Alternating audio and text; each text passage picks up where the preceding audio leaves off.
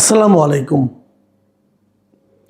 প্রিয় দর্শক, গতকাল যে শপথটা হয়ে গেল, শপথ তো কয়েকটা হয়েছে। একটা প্রথমে এমপিদের শপথ, আরেকটা হলো সংবিধান সংস্কার পরিষদের শপথ, আরেকটা হলো ক্যাবিনেটের শপথ, মানে মন্ত্রী প্রতিমন্ত্রীদের শপথ।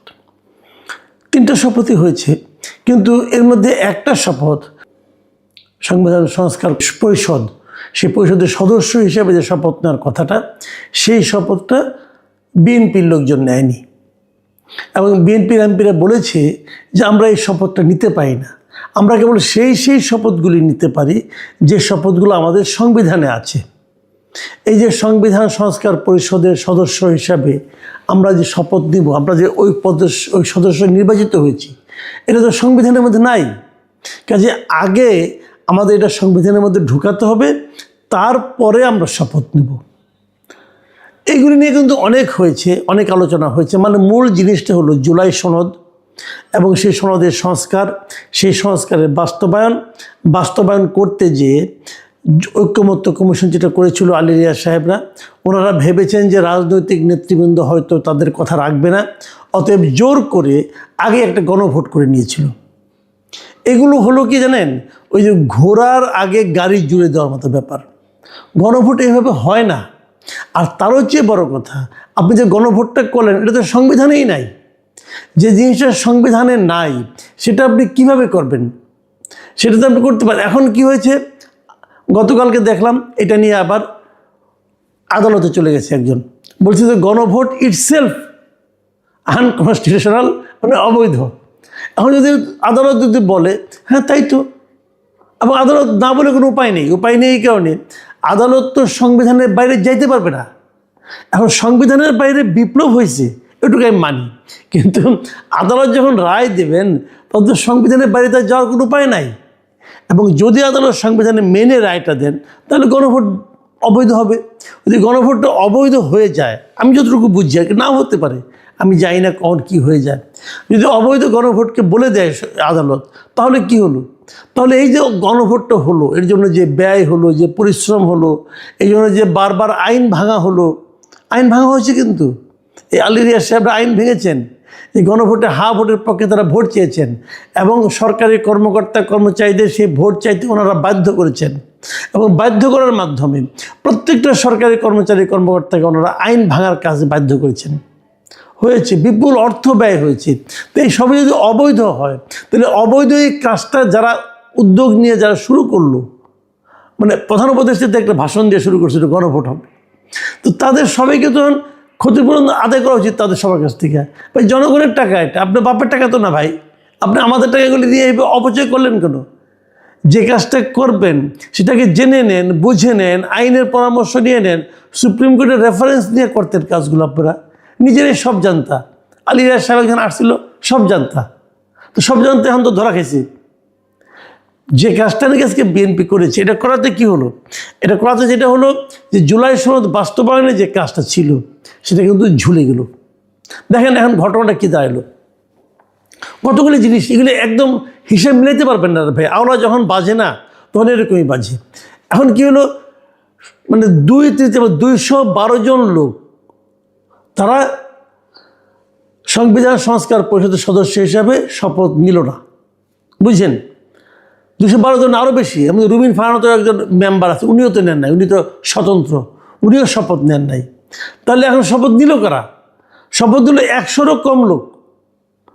ধরেন আপনার 88 জন লোক অথবা 80 জন লোক, এরা নিল শপথ। তাও সবাই নেয় নাই, স্বতন্ত্ররা সম্ভবত নেয় নাই। তাহলে এই যে যারা নিল, এখন এরা নিয়ে কি করবে? এরা কিন্তু এখন তাহলে সংবিধান সংস্কার পরিষদের সদস্য হইল, তারা কি সংবিধান সংস্কার নিজেরাই করতে বসে যাবে এই কয়জন মিলে? এটা হবে? তাহলে সংবিধান সংস্কার পরিষদের মেম্বার কয়জন হবে? কেউ তো বলে দেয় না কয়জন হবে। এটা হলো একটা দিক।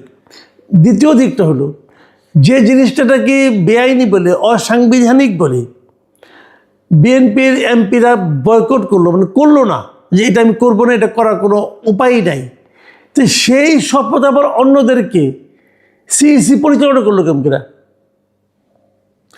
যে শপথটা অনৈতিক এবং অথবা অসাংবিধানিক বলে একটা মানে আপনার এমপিদের একটা বড় অংশ মানে 2/3 বেশি অংশ করলো না, বলে এটা করা যাবে না, এটা বেআইনি হবে, এটা অসাংবিধানিক হবে। তো সেই অসাংবিধানিক কাজের শপথটা সিইসি কীভাবে পড়ালেন? এই সমস্যাটার সমাধান কি কেউ করেছেন? কেউ ভেবেছেন এভাবে?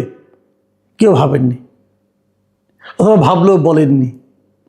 তার মানে কি, আইন প্রণয়ন, সংস্কার করা না করা, শপথ নেওয়া না নেওয়া, এই সবগুলিকে না একটা ছেলে খেলা বানিয়ে দেওয়া হয়েছে। এগুলি ভাই ছেলে খেলা না। একটা দেশ কীভাবে চলবে, জাতির ভবিষ্যৎ কী হবে, এগুলো যেখানে বসে হয় সেখানে ছেলে খেলা চলে না।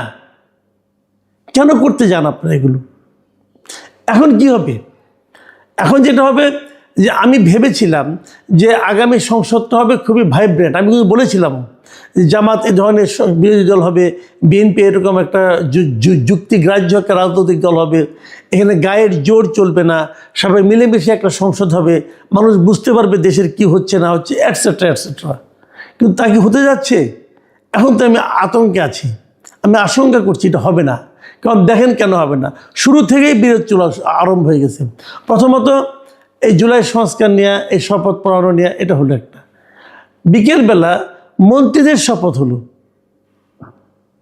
সেই অনুষ্ঠানে জামাতের লোকজন গেলেন না, এনসিপি লোকজন গেলেন না। মানে কি বয়কট? এই বয়কটের রাজনীতি আবার শুরু হয়ে গেল। সকালে যেটা বিএনপি ভুলটা করেছে, অথবা শুদ্ধ করে ওনারা মনে করছেন ভুল করেছে, আমার বিবেচনায় কিন্তু বিএনপি কোনো ভুল করেনি।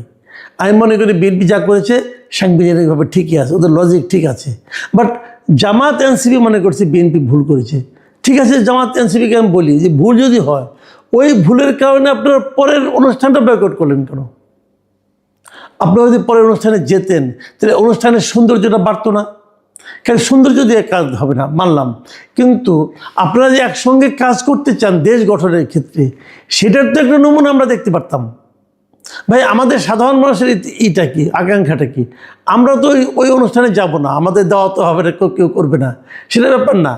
কিন্তু আমরা তো চাই যে যাদেরকে আমরা ভোট দিয়ে পাঠাইলাম তারা তাদের মধ্যে যে কোনো একটা ইস্যু নিয়ে মুখ দেখা দেখি বন্ধ করে দিবে, তার বাসায় যাবে না, ওই দাওয়াতে থাকবে না, এটা কেন?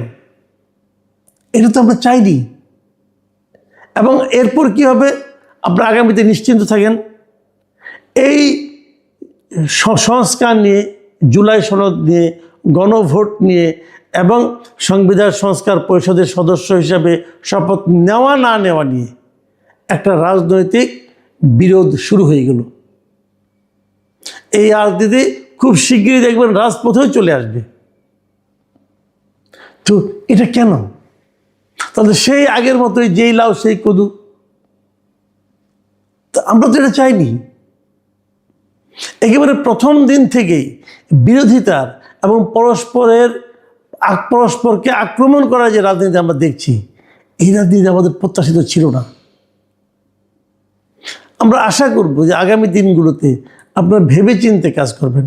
আমরা আমাদের যাদেরকে আমরা ভোট দিয়ে পাঠিয়েছি তাদের আচার আচরণ, কর্মকাণ্ড, চিন্তা ভাবনার ব্যাপারে কিন্তু আমরা আশাবাদী হতে চাই। কতটুকু হতে পারবো জানি না। প্রিয় দর্শক, এখন এ পর্যন্তই। আল্লাহ হাফেজ।